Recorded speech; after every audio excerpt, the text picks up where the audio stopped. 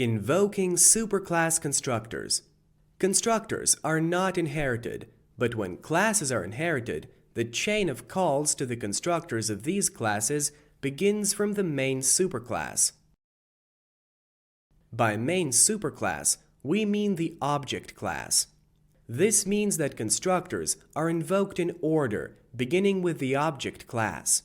If a class is described without inheritance, the compiler will add two words extends object by default.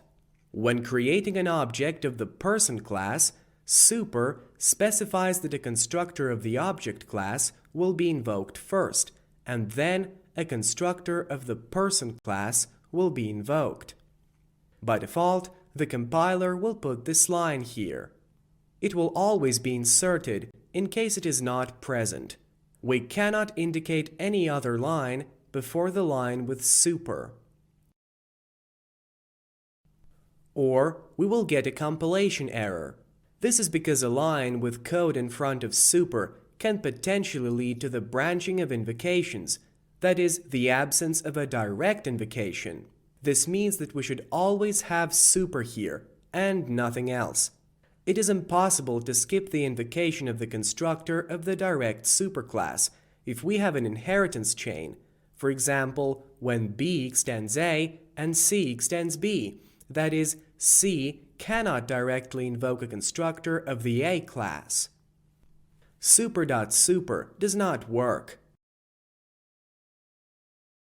Let's take a look at the earlier created student subclass of this person class.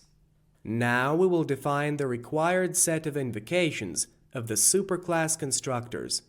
We will use the generator to create a constructor in the student class. Here, we're given a list of person class constructors that we can build. To start with, we will select the default constructor, and we answer the question of whether or not to initialize the field of the student class. Yes, this is the constructor we get.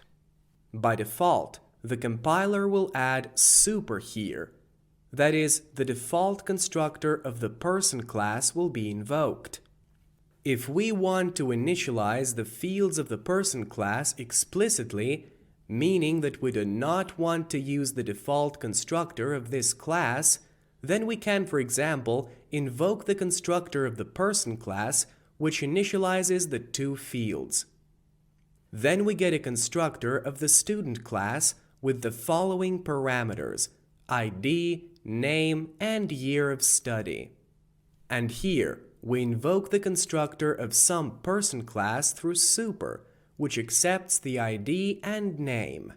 And then, we initialize the year of study field.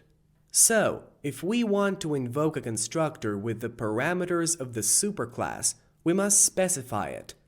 Otherwise, the superclass constructor without these parameters will be included here. Clearly, it is impossible to use two supers. Only a single super can be used. There is another way to invoke a constructor, using the keyword this. We will generate one more constructor, one we haven't used yet, to have different numbers of parameters. And instead of super, we can, for example, write this to invoke one of the constructors of a student class, for example, with the parameter year of study, by specifying this value here. And we can remove its own field initialization. Then, the ID parameter is not needed here. But for now, let's leave it as it is. Here, we do not invoke a superclass constructor.